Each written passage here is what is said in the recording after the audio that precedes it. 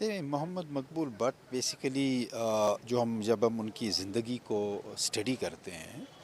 تو ایسا لگ رہا ہے کہ وہ ایک بورن ریولیوشنری تھا. ان کے اندر وہ فکر تھی، وہ جذبہ تھا معجزن دل کے اندر، اور وہ اضطراب بھی تھا ذہن کے اندر. ہم نے جب ان کی سٹوری پڑھی ہے، جب ہم ان کی صورتحال پڑھتے ہیں کہ وہ سکول میں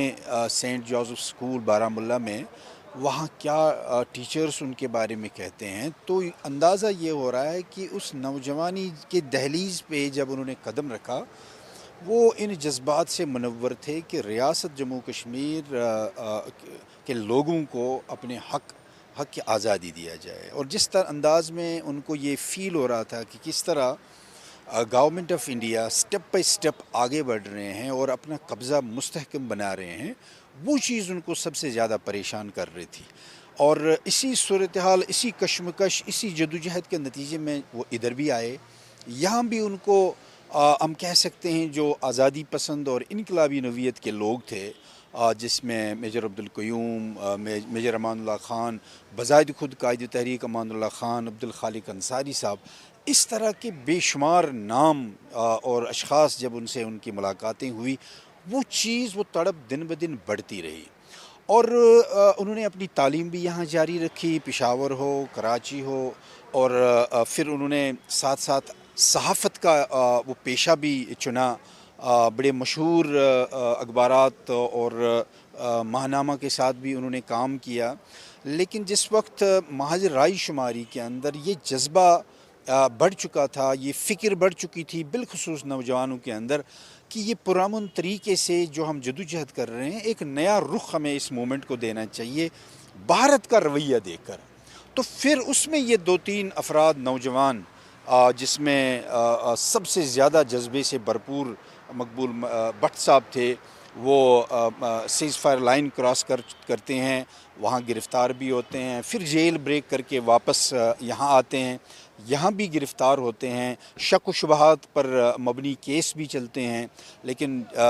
جج پھر ان کو فری کرتے ہیں. اسی جدوجہد، اسی کشمکش اور اسی فکر کے نتیجے میں کوئی بڑا کوئی قدم اٹھاتے ہوئے آپ نے ہسٹری میں دیکھا کہ انہوں نے بھارت کا جہاز بھی یہاں پہ ہائی جیک کیا. بڑی سٹوریز آ گئیں، حکومت پاکستان کا پہلے اس وقت اس حوالے سے گرم جوشی کے ساتھ پیش آنا، بعد میں ان کو گرفتار کرنا، اور بعد میں ہائی کورٹ کی طرف سے جو فیصلہ آیا ان سب لوگوں کو آزادی پسند قرار دے کر ان کو ریلیز کرنا. اور اس جذبے نے یہاں پہ اس کا وہ ٹھنڈا نہیں ہوا، بلکہ مزید اس میں اضافہ ہوتے ہوئے پھر دوبارہ وہ مقبوضہ کشمیر وارد ہوئے مرحوم عبدالحمید بٹ صاحب کے ساتھ، اور مرحوم اپنے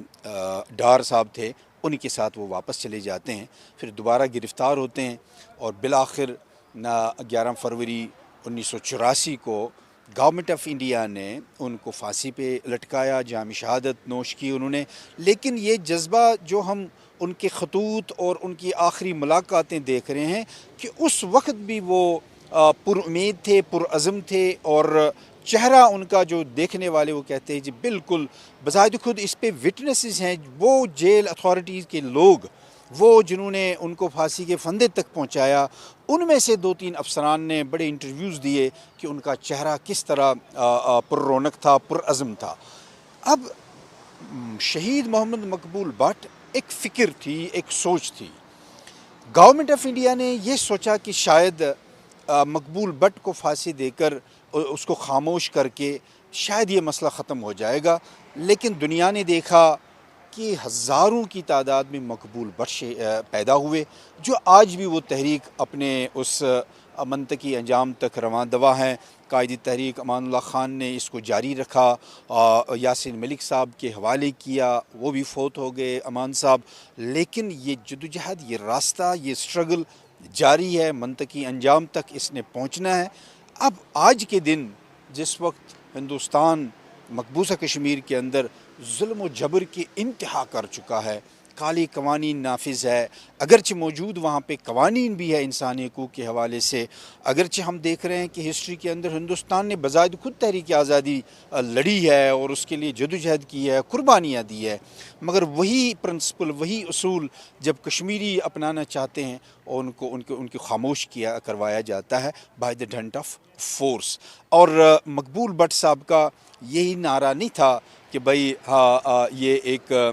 قوم ہے اور اس کو آزادی ملنی چاہیے، اور اسی حد تک ان کا یہ نعرہ نہیں تھا کہ مقبوضہ کشمیر، بلکہ ان کا جو اوورآل جو کشمیری قوم کا نعرہ ہے جس کو لیڈ وہ کر رہے تھے کہ ریاست جموں کشمیر جو 84,471 کلومیٹر، جس میں جموں ہے، لداخ ہے، آزاد کشمیر ہے، وادی کشمیر ہے اور گلگت بلتستان بالخصوص ہے،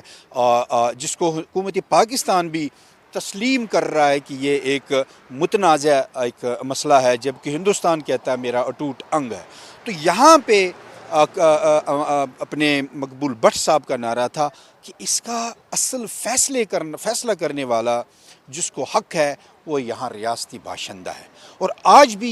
یہ حقیقت ہے کہ فیصلہ اگر کرنا ہے وہ ہندوستان اور پاکستان کو نہیں مل بیٹھ کے کرنا ہے، بلکہ ریاستی عوام نے کرنا ہے۔ یہی بات ہم بار بار کہہ رہے ہیں کہ جتنا جلد ہندوستان اور پاکستان بھی کشمیریوں کے اس حق کی آزادی کو تسلیم کرتے ہیں، اتنی آبرومندانہ طریقے سے اس کا حل نکالا جا سکتا ہے، جس کے لیے کشمیری لیڈرشپ ہر وقت تیار ہے۔ کبھی کشمیری لیڈرشپ نے بات چیت سے انکار نہیں کیا، لیکن جب آپ شرط و شروط لگائیں گے، آپ کہیں گے جی بھارت کے آئین کے اندر آپ نے بات کرنی ہے، آپ کہیں گے جی یونائٹڈ نیشن ریزولوشنز اور 5 جنوری 1949 یعنی جس میں صرف 2 آپشنز موجود ہیں، وہاں پہ جموں کشمیر لبریشن فرنٹ بالخصوص اور جو قافلہ ہے مقبول بٹ کا، ان کا یہ موقف ہے کہ یہ غیر محدود اور غیر مشروط حق خود ارادیت کا حصول ہونا چاہیے، تاکہ لوگ خود ایکسرسائز کریں کہ وہ اپنا مستقبل کس انداز میں کرنا چاہتے ہیں۔ یہ ہندوستان کو بھی ہم باور کرنا چاہتے ہیں کہ آپ کے آئین آپ کے ملک کے لیے کافی ہے، لیکن ریاست جموں کشمیر کے عوام آپ نے جو تسلیم کیا ہے حق کے خود ارادیت کشمیریوں کا، اس کے حصول تک اس جدوجہد کو جاری و ساری رکھیں گے۔ مجھے پورا یقین ہے کہ ریاست جموں کشمیر کے عوام نے جس انداز میں اب قربانیاں دی ہیں، جو اب وقت کے ساتھ ساتھ حکومت پاکستان کا بھی جو ہم دیکھنے میں آ رہا ہے کہ بہت حد تک اب یہ جس طرح ہم نے گزشتہ دنوں دیکھا سیکیورٹی پلان پاکستان کا آیا، کچھ اس طرح کی بھی آوازیں ہیں کہ شاید پاکستان 100 سال تک ہندوستان، یہ باتیں نکلی ہیں باہر، لیکن اگر یہ ساری چیزیں اپنی جگہ پہ پاکستان بحیثیت ملک اپنی سیکیورٹی پالیسی دے رہا ہے، ہندوستان بحیثیت ملک اپنے حوالے سے سوچ رہا ہے، وہاں پہ بحیثیت کشمیری ہم یہی سوچ رہے ہیں کہ ہمیں حق کی آزادی ملنا چاہیے، اور اس کے لیے ہم اپنی جدوجہد جاری و ساری رکھیں گے۔ یہ مقبول بٹ کا خواب ہے، یہ قائد تحریک امان اللہ خان صاحب کا خواب ہے، اور اس کی تعبیر کے لیے ہم قائد انقلاب یاسین ملک صاحب کی قیادت میں رواں دواں ہیں۔